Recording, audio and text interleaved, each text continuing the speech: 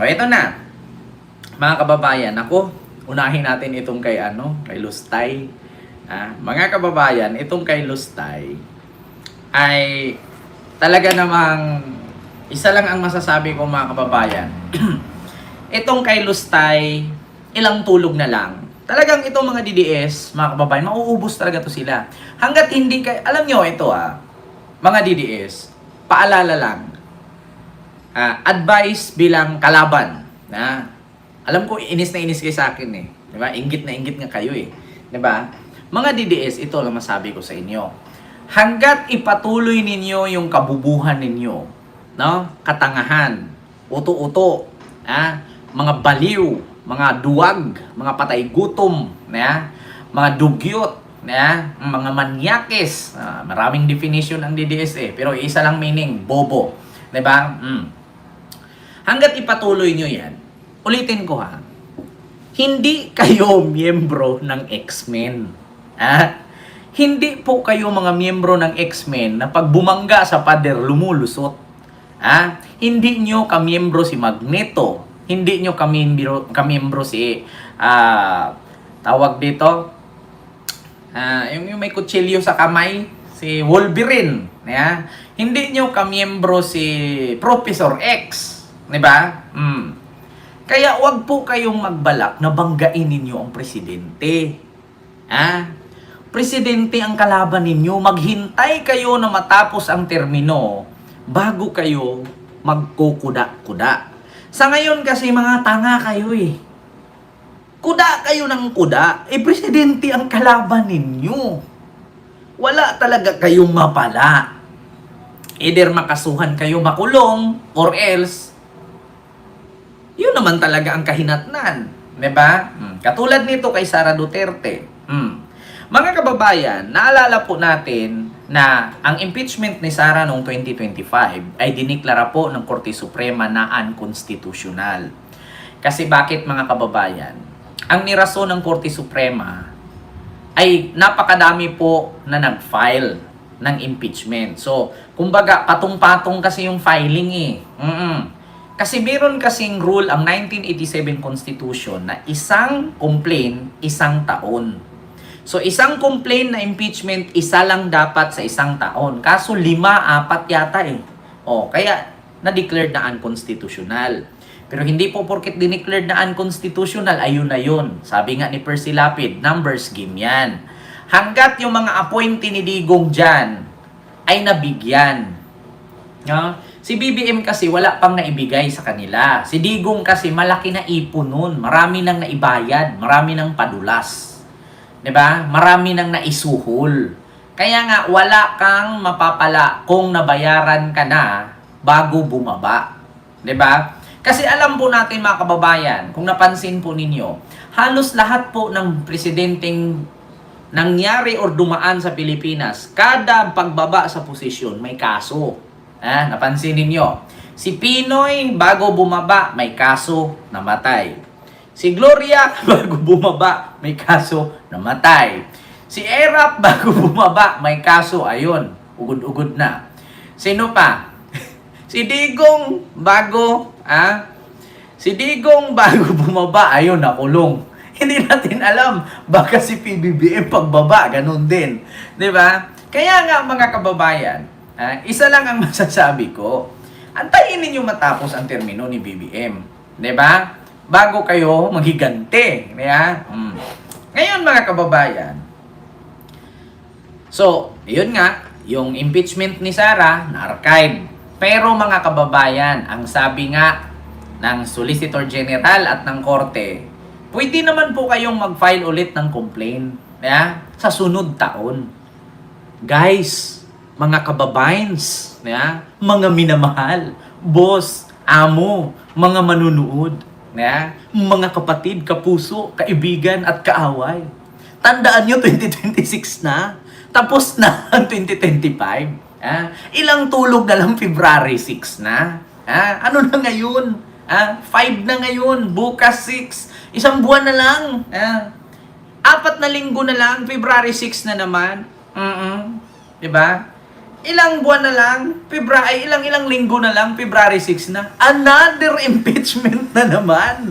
Nako, mga kababayan. Ha?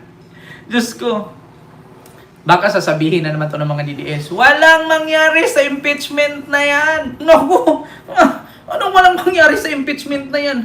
Kung naalala ninyo, 16 ka-abogado ang binagsak ni Sara. Nako, mga kababayan. Baka sasabihin nyo, walang mangyari dyan, hindi yan latatalab. Kayo nagsabi niyan, hindi tumalab. Pero kung alam nyo lang kung ano ang lakas, gaano kalakas ang tibok ng dibdib ni Sara na kapag tumibok ang puso, mag-hire ako ng 16 na lawyer na 16 ang hinard niya. Bakit? Sa sobrang bigat. Sa sobrang bigat.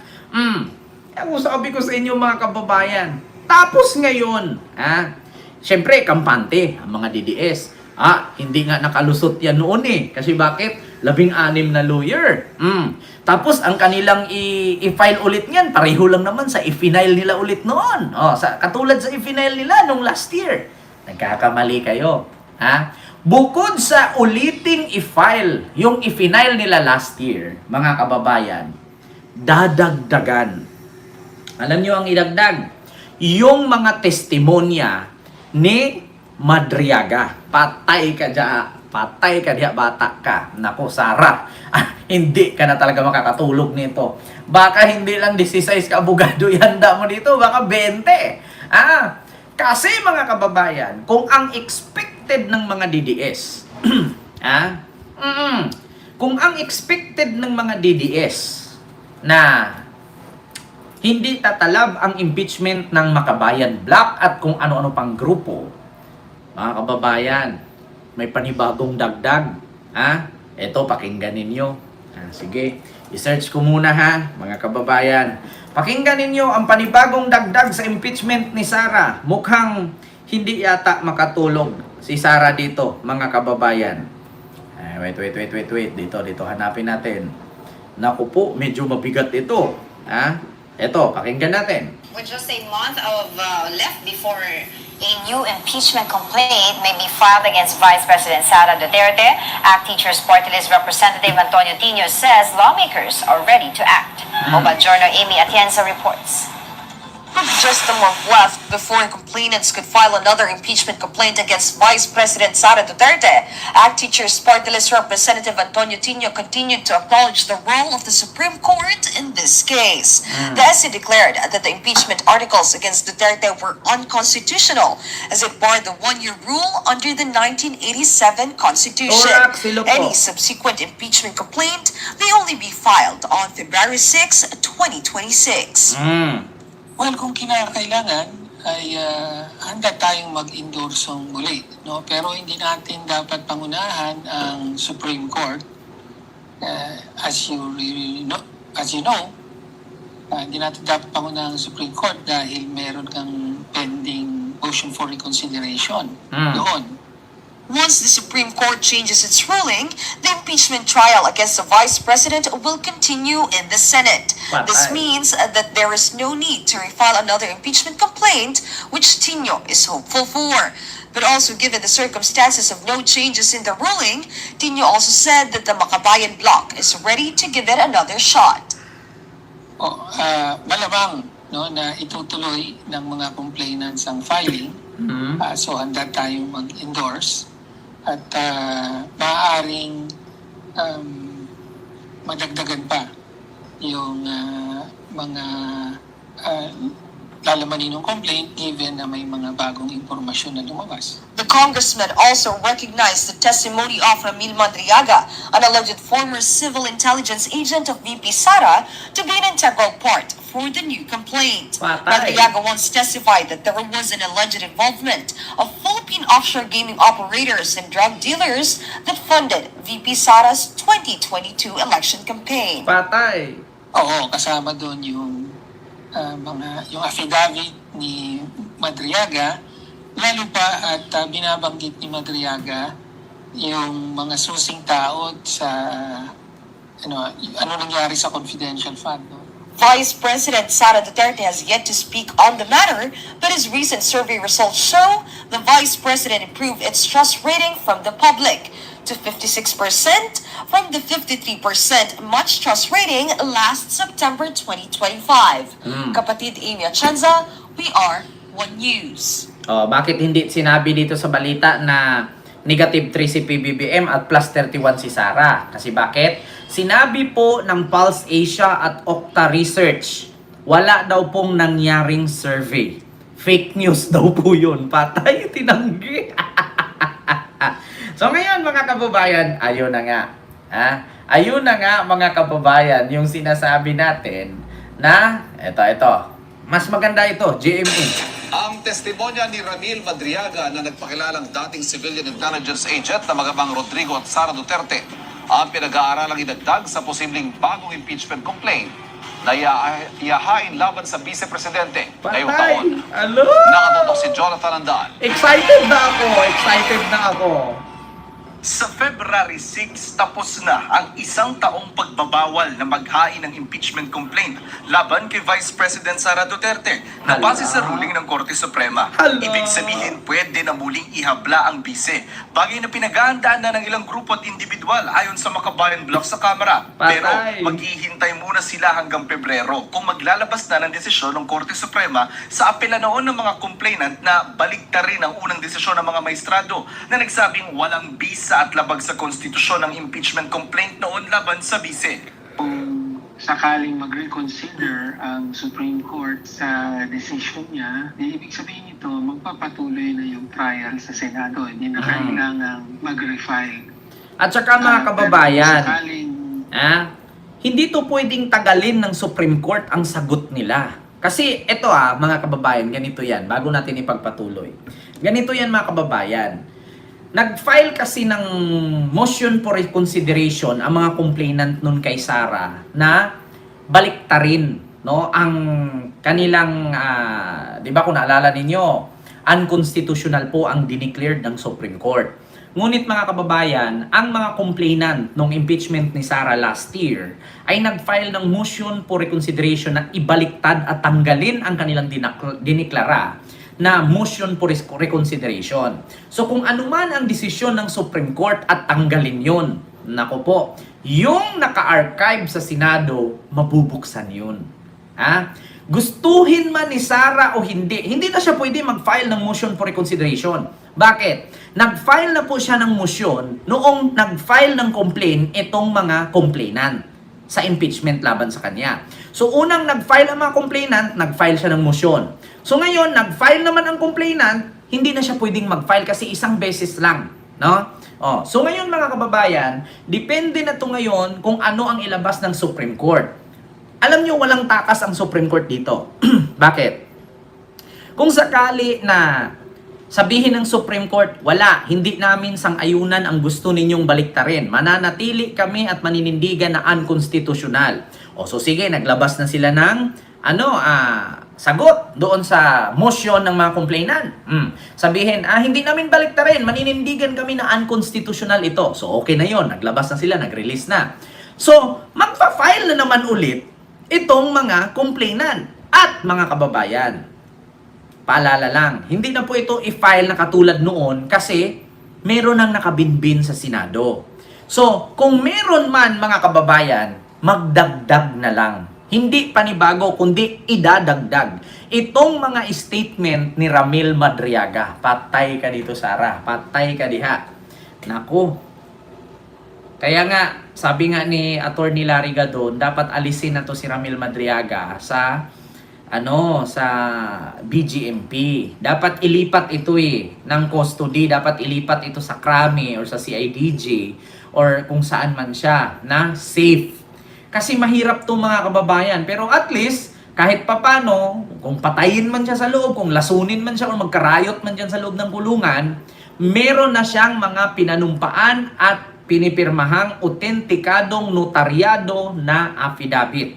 At, mga kababayan, kung naalala ninyo, mga kababayan, merong 3 cellphone si Madriaga bukod sa kanyang statement. Kung sakali man na siya ay tigiin dyan sa loob.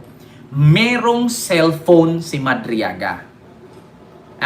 Hindi yan pwedeng galawin kung saan man yang branch ng korte ang cellphone niyang 3. Kasi lahat ng nasa cellphone niya ay yun ang ebidensya. Naku, patay kayo dyan.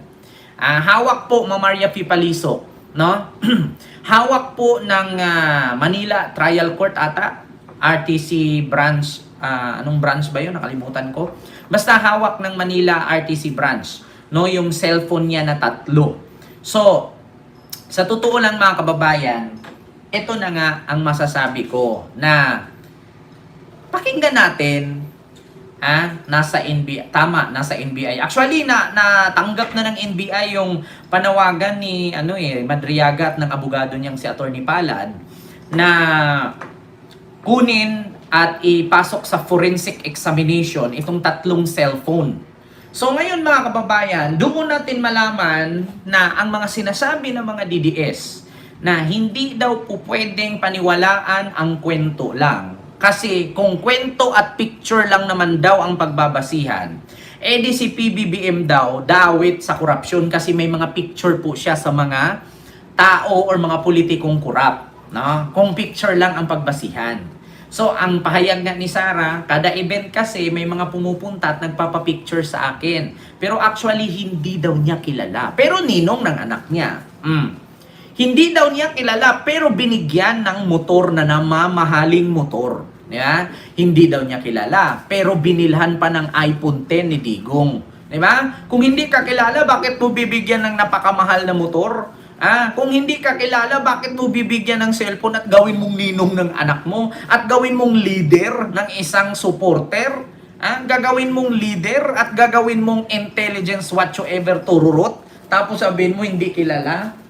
Malalaman naman natin yan kung ano ang laman ng cellphone ni Madriaga na 3. Nako mga kababayan, mahirap yan. Mahirap, sa totoo lang. Ito mga kababayan, sa mga araw at sa mga oras na ito na binalita ng GMA yan. At kung ano-anong media pa, TV5, GMA, News 5, Net25, kung ano-ano, Rappler, diba? Kung ano-anong news media, imposibleng hindi napapanood ng Office of the Vice President yan. Siyempre, marami din chismosa dyan. Siyempre, sasabihin nila, uy, Inday, BP, VP, hindi BP. Hindi siya blood pressure. Siyempre, sasabihin ng mga staff niyan, hala ka ma'am, binalita na sa TV ma'am na yung impeachment mo daw ma'am kay ilang tulog na lang daw. Kung napanood nga namin sa vlog ng vlogger ma'am, yung nakabili yung Mustang ba? O sabi niyo ma'am, ilang tulog na lang daw, February 6 ma'am, i-file na naman daw ulit ma'am. So syempre marami chismosa dyan. Ma'am tignan mo ma'am, gapos ma'am, ito piyos ng GMA ma'am, pakinggan mo nga ma'am. Tapos sasabihin niya ni Inday, sus galagot yung ko ana, undangin na ninyo, daghan kay ko gihuna-huna, gadagdag pa mo. Undangin na ninyo. Baglantaw na lang mo, ayaw nagipardunog sa ako, gawas. Sabi nga. Kakanon yan si Sara, ayaw nagipadumog sa ako. Oy, kasakit na biya kaya kong ulo. Galisod na kaya kung maghuna-huna. Kung sa unahon. Ang unahon ba na ako love life? Unahon ba na ako kung paano ko sagutin yan? Or kung yung, diba, naghan kaya kung problema. Gawas. Dito ka manood sa gawas ka manood. Kaganon yan. Hoy, ikaw ba? Doon ka sa gawas. Ayaw diri sa ako. Opisina kay pagod kayo, makinig nga na ba? Daghan kayo, nagka-problema, magdagdag ka pa. Oo, mga kababayan, ako, eto na nga. So, syempre, ganun. Nako, tapos marinig pa niya, ma'am, ingon ba tunitinyo, ma'am, katubang congressman, ma'am, nga, kuan, kasama ni Castro, ma'am, katungtuang teacher ba, ma'am, kasama to mga bayan black ba, ma'am, na si Ko, katubang imong giingnan ba, ma'am, nga, Ko, yung congresswoman ko ba, ma'am, yung kabataan party list na, kano-ano ba niya si Saldi ko, katubang, ma'am, kay niingon ra ba sila, ma'am, nga, kuan daw, buko daw sa impeachment mo, ma'am, dadagdag ro nila yung statement ni Madriaga nga, tinanggi mo, hindi mo kilala. Naku, mas lalong manggagalaiti si Sara dyan. Sasabihin niya ni Sara, gawas ba, gawas? Galagot na kaayo ko, gikapoy na ko maminaw ni mo, gawas ba, gawas? Wala man ko ipakialam anang mga balita na yan. Basta ako nag-isip kung anong unahin ko, yung tatay ko, yung pamilya ko, o yung impeachment na yan. Labas, doon ka, labas. Labas ka. Ayaw ko makinig sa mga ganyang balita. Kasi una, makinig ako sa balita, tapos pag i-post mo yung mukha ko dyan, pangit-pangit. Nagreklamo na nga ako dun sa Bilyonaryo News Channel kay kadami-dami nilang news patungkol sa akin. Wala nga ako pakialam sa mga sinasabi nila sa akin. Tapos ilalagay pa nila dyan, kamukha ko si Chucky. Di ba? Sabi niya ni Sarah, labas ba? Labas. Doon ka sa labas. Ayaw nang iduol sa ako. Wag mong ipakita sa akin at iparinig sa akin. Sumakit na yung ulo ko dyan. Pangit na nga yung mukha ko sa balita. Tapos pakinig mo pa sa akin, pangit din. Iparinig mo sa akin kung magandang balita. Wag ang wag yung mga bad news. Kaya mas lalo sumakit ang dibdib ko niyan. Diba? Tapos baka sasayaw na ako dito ng aper tayo. Sumakit ang ulo ko, sumakit ang kilikili ko. 6 bomb. Diba? Nako. Kung alam nyo lang mga kababayan, ganyan yun. Kahit wala ako sa Office of the Vice President, ganyan matagal sinasabi ni Sarah. Nagalago, gikapoy, yung ko anang taga Maynila. Mga plastic na sila. Diba? Sinabi niya yan. Nako. Tapos pag narinig bukas, i-fired gyud ka na ako. Paulit-ulit ka na maghatid ng balita na puro naman na bad news. I-fired gyud ta ka. Wako pakialam kahit regular ka na dito sa opisina ko, pero i-fired gyud ta ka para masunog ka. Di mo ba alam na kami ay apoy na hindi mapatay? I-fired gyud ta ka. Ganyan na si Sarah. Nako, mga kababayan. Hay nako, Sir Vic Malaluan. Big love shout out po. Hay, nako, ito na nga mga kababayan. Lalong sasakit talaga ang ulo ni Sarah dito, mga kababayan, sa totoo lang. Sasakit ang ulo ni Sarah. Sabi ni Ma'am Leonida Gutierrez, Ken, pwedeng makahingi ng tulong sa'yo. Bakit po, ma'am?